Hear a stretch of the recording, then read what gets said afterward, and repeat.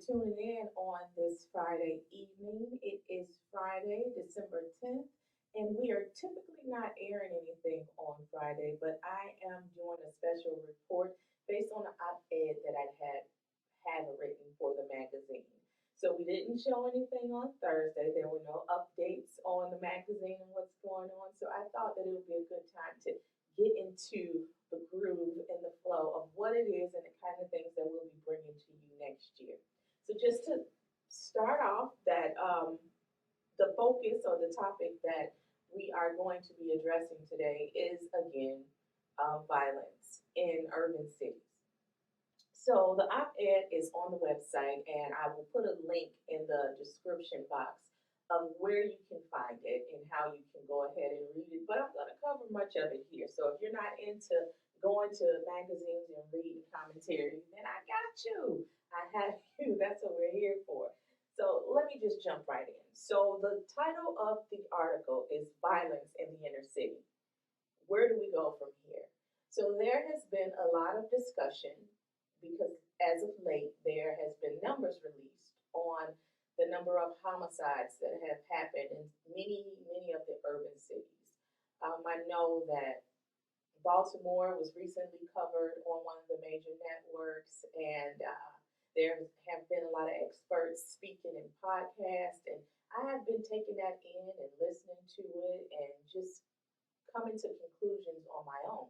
So I figured that I'll do what I always do and write about it and then bring it to my people and put my perspective on it with the people that I care about most in mind, because that's what I'm here for. So the first question that I wanted to ask or address in the op-ed was, how are we feeling? Have we tapped out? Are we tuned in? Are we still paying attention? Are we listening? Do we care about the data? Do we care about some of the things that are coming up or coming into fruition from, or the work, I should say, the work that's going forth, the people in the communities, the stakeholders in the communities, what they're doing? How are we feeling about all of that? And how are we feeling about the increase in homicide and numbers?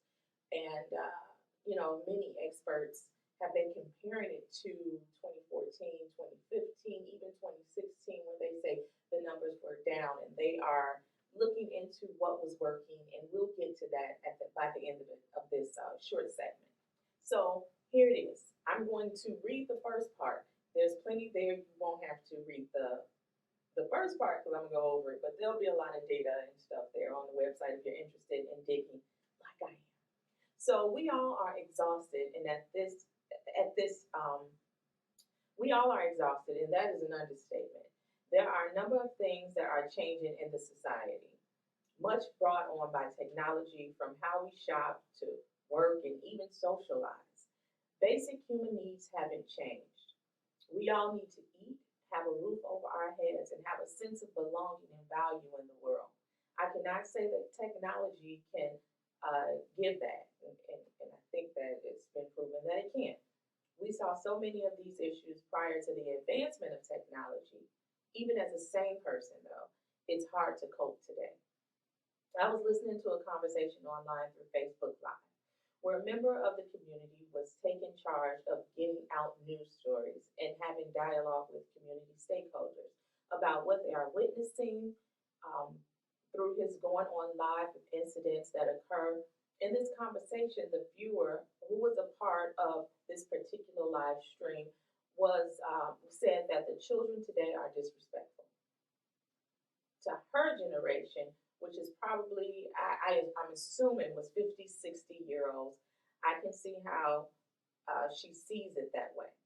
What I do not know is the perspective of the carjacker, the gang member. So it's hard to give balance to the conversation, because I was listening to them as I was thinking to myself, what if we knew the carjacker, the gang members, why? We have data to tell us the why of so many things, but we do not have anecdotal evidence of their why. They are human beings too, with feelings. Even more than that, They are children who we should be charged to protect. But we ourselves have tuned out. Well, no, I read that wrong. We ourselves have turned on them. One thing I have learned, and one thing I have learned is that turning to bad behavior is a cry for help. But how can we get that help when the people you need most? How can the individuals who have turned to bad behavior get that help when the people you need most fear you and flee or stay away from you? When I worked in an alternative school, a place for children who were labeled as difficult to manage in a regular classroom setting, I learned there that most kids with behavioral problems need love and nurture. I have told this story before, but there was a melee in the school. At this point, I strongly believe that the students planned it. The students decided not to go to their classes after a transition period and chose to just wild out, fight, break windows. I had a student who stood in front of the classroom door that I was in and would not let me out. He was about 6 feet. He's a big guy, 200 pounds. There was no way I was getting past him. Once everything calmed down, he came into the classroom and laid his head on the desk and asked that I wake him up when they called for his bus, when they called his bus number over the intercom system. I was trying to wrap my head around what had happened. I recall him smiling at me every day and telling me that I reminded him of his OG, which is what the young kids say when they're referring to their parent. But I later found out that his mother had died. So he was in this alternative school program and he had issues. And apparently his issues were rooted to some of the things that he was dealing with at home, primarily probably losing his mom. And he was looking for in people that love and nurture that he would probably have gotten from his mom. And it was just so interesting in that moment when everything was going bizarre, crazy. I had never witnessed anything like it before in my life. And I'm from a rough part of Chicago, but I had never seen students kind of wild out like that. And even going to a high school that had some troubling issues, but in that moment, he thought it was necessary to protect me, and I saw in him and many of the other students something that I think that many people don't get to see in the young people, and that's a much softer side. Um, and I wish that we took time to get to know that side um, more so than what is portrayed before us. I think that if we were to see that side of the students and the young people, that we will be able to see more of a human side than than the bad behavior side, because it exists. We cannot that can't be denied. It is what it is. It's there, and it's nothing that that it's not something that the bad behavior is something that needs to be put in check. So I understand why people run from it, but I think that if we can find a way to get past the bad behavior part and see young people for the needs that they have, the nurture that they require, the love that they need, that to some degree we'll start seeing a shift. Now, I understand you can't save everybody. I'm not saying that. But I had this experience with an alternative school system, right?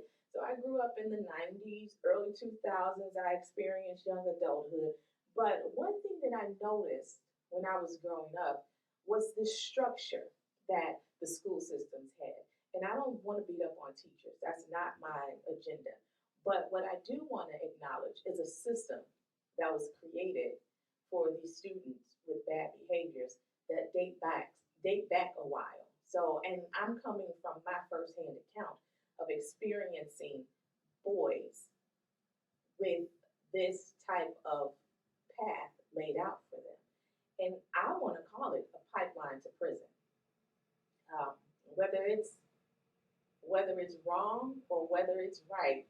In my experience of my first count experience, my first hand experience, what it seemed as though it was a pipeline of preparation to send these boys into incarceration.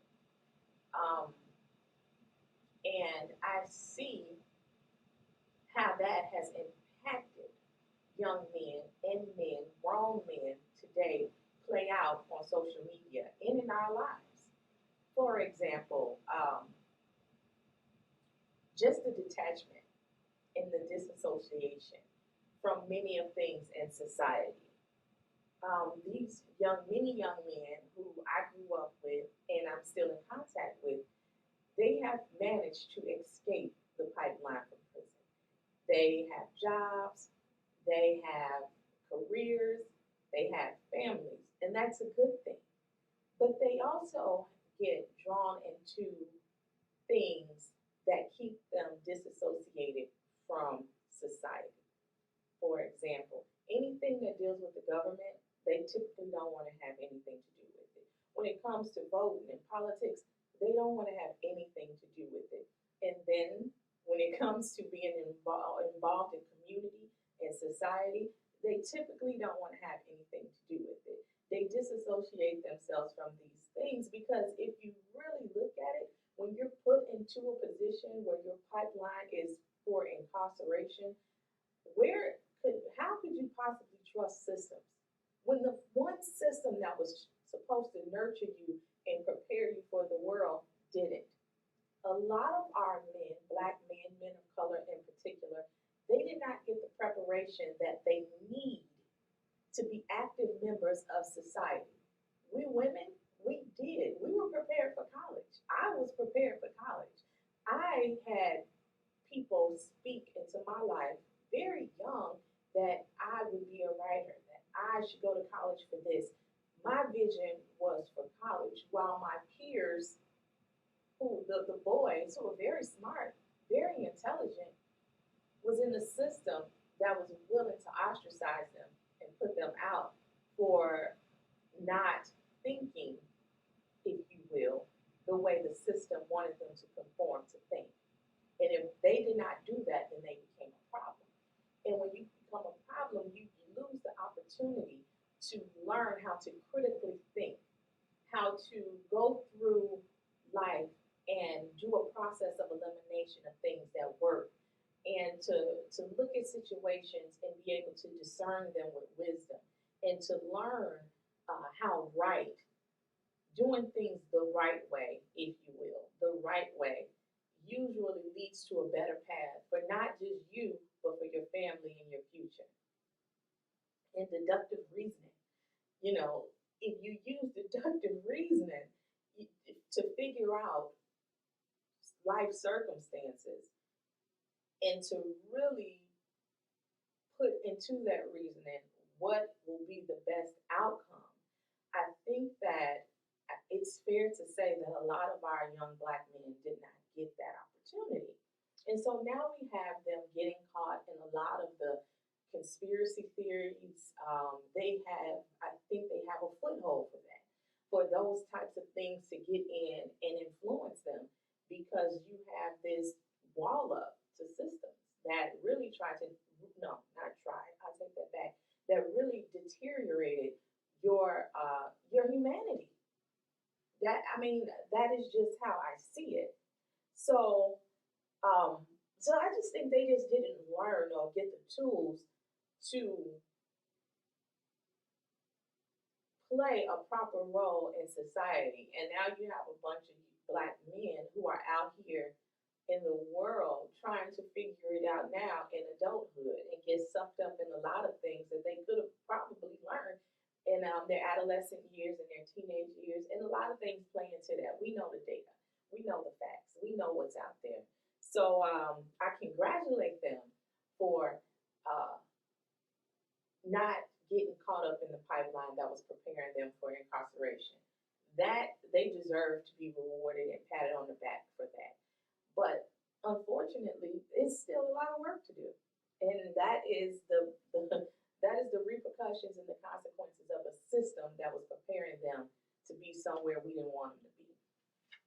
And if we really go into that, we see the manifestation of that system reversing itself a lot, with a lot of Black men being freed after spending majority of their lives in prison for things that they did not do.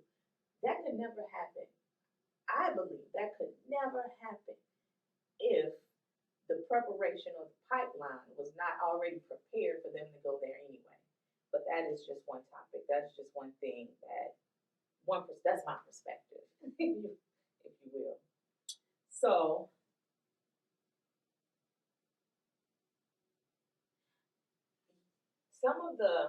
I'll just say that, that's what I addressed in the first part of the op-ed. And then I got into some data.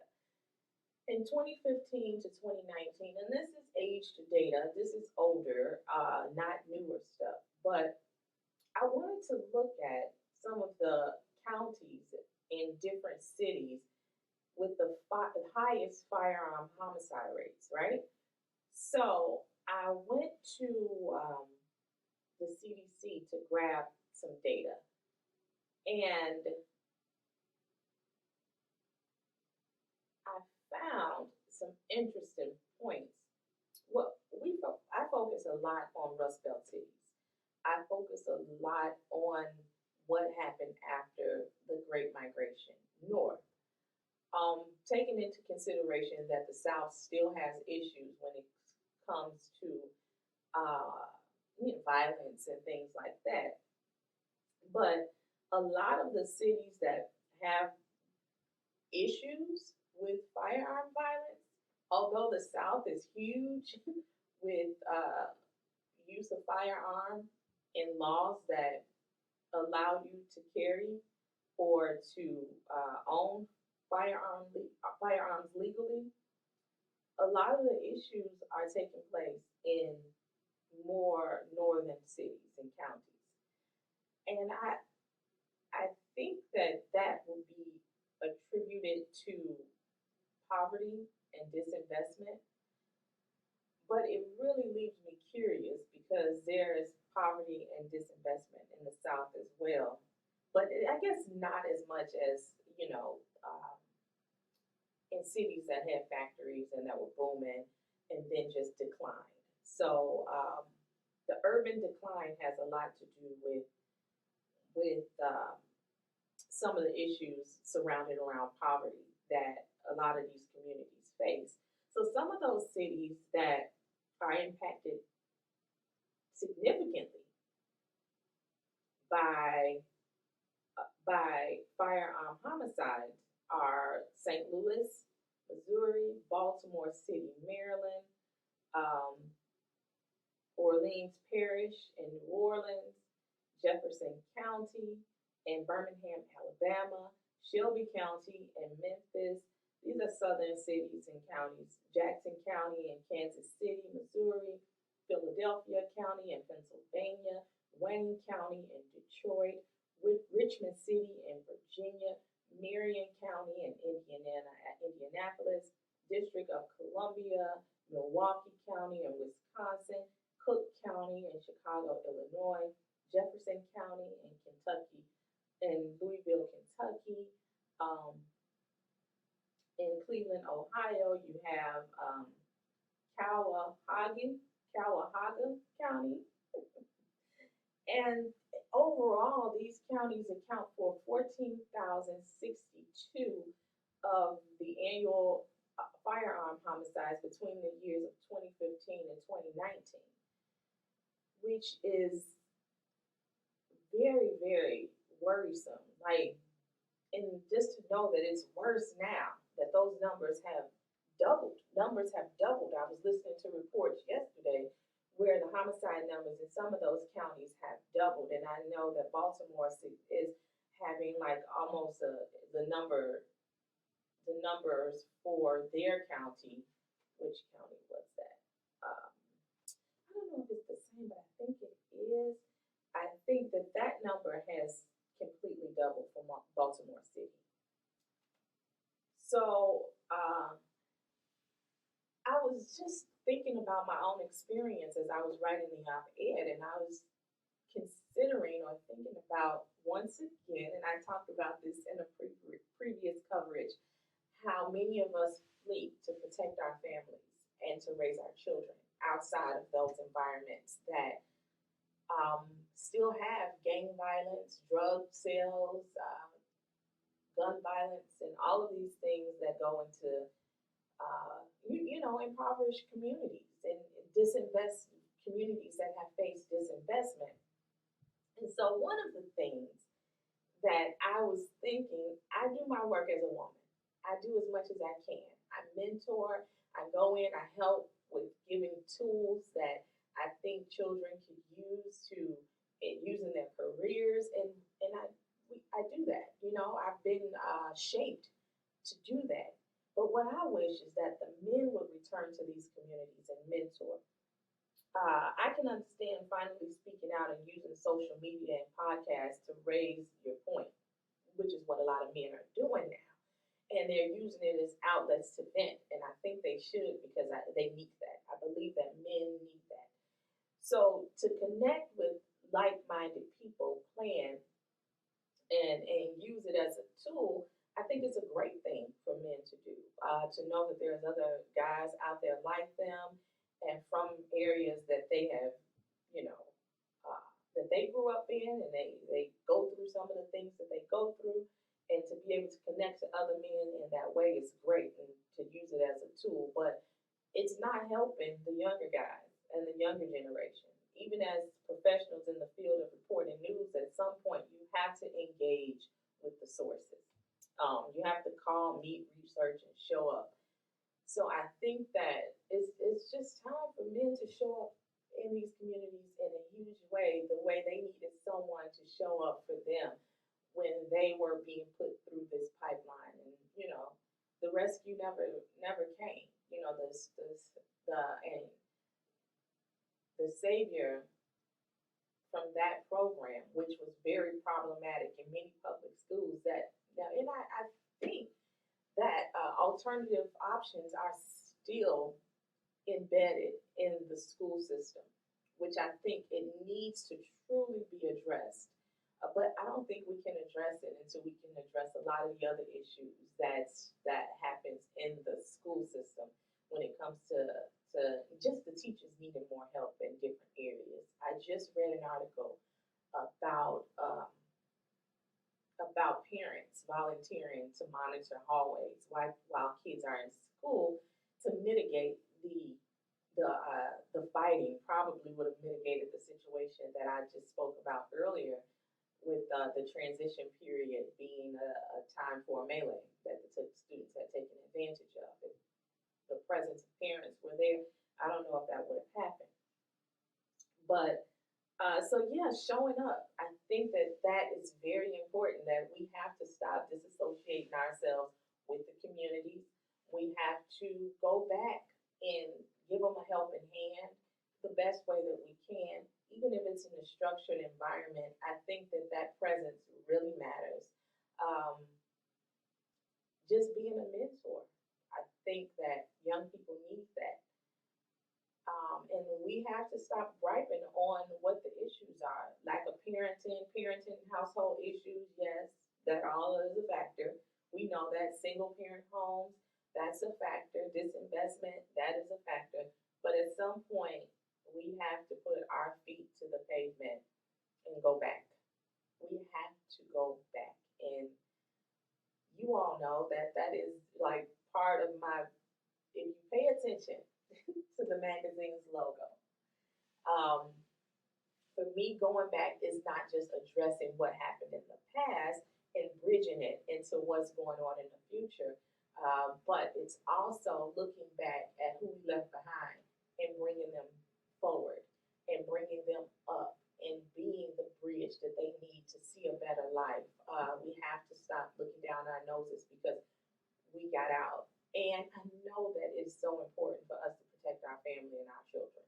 But we cannot go and move to the suburbs and say that we are mentors and we help young people, but we mentor our neighbor's kid. Like, yeah, they probably need to know what it is to have a career like yours, but 9 times out of 10, they have a plan in a path ahead of them that is probably geared towards college or geared towards a career or working for a family business. You know, they have things. Your neighbor is in the cul-de-sac too. So I don't know if that is as effective as going back to the community that you probably started in that, um, kind of you made a contribution to the disinvestment by leaving. And that's not to say or to judge, but we all did it, you know. So I think that we have to start looking back. And going back to the point that I was making earlier about nonprofit organizations, it showed that these types of establishments in communities that were are hard hit by firearm homicide and violence, numbers and data showed that these communities, when they had nonprofit organizations established, began to see a decrease in violence. And then, like when the pandemic hit and those organizations couldn't really get hands on and operate the way that they normally would, um, the chaos ensued. What we see now happen. So I encourage people to start your nonprofit organizations. Focus on areas that need focus. And we are seeing a great deal of this in Chicago, for example. But we need more of it. And mental health help for our brothers, our men who went through that era in the 90s or even before that were on that pipeline to prison. And, just mental health and understanding for them. And I charge women to operate with a little bit more compassion and understanding when it comes to our Black men. We have had a lot happen to us as women, but I think that our Black men have been challenged with a different type of issue that creates another type of dynamic in this society that we live in that deserves a little bit of compassion. And a lot of the problems that we face as women with our men stem from this type of issue, the dismantling and breaking down of their value. And we cannot continue to devalue them. And just because we were able to move on and we were able to find careers and establish ourselves because, in their process of development, they were being devalued and belittled and pretty much told that they belong in a cage. And that has impacted us so heavily that I don't think that we realize it. So I think that we just need to sit back as women and evaluate what we know. Because we know, we saw them. They are our brothers. They are the men that we try to find a husband in. And just be real with ourselves and establish the fact that, damn, this society really tried to take them out on our watch. On our watch. So we have to re-engage with that and pray for compassion in that area and understand it, even if they are on social media or YouTube with we are giants. Hear us roar, but they are really inside these little bitty insecure people who the society has beat down. I see that as the truth, and I'm sticking by it. So I encourage and employ nonprofit organizations to come together and call on men and mental health organizations to reach out to our brothers and women. We have a lot of tools out there for us. We have a lot of self-help books. We have a lot of courses and classes that has helped guide us to this place where we can be great leaders and give that helping hand and compassion to Black men so they can associate themselves with society again and get back involved and feel valued and worthy and all of those things. And stop focusing so much on relationships. Hell, stop focusing so much on connecting to find somebody and all of that. We got work. We have work to do. And in your work, the best place to find you a spouse is doing the work. So get busy.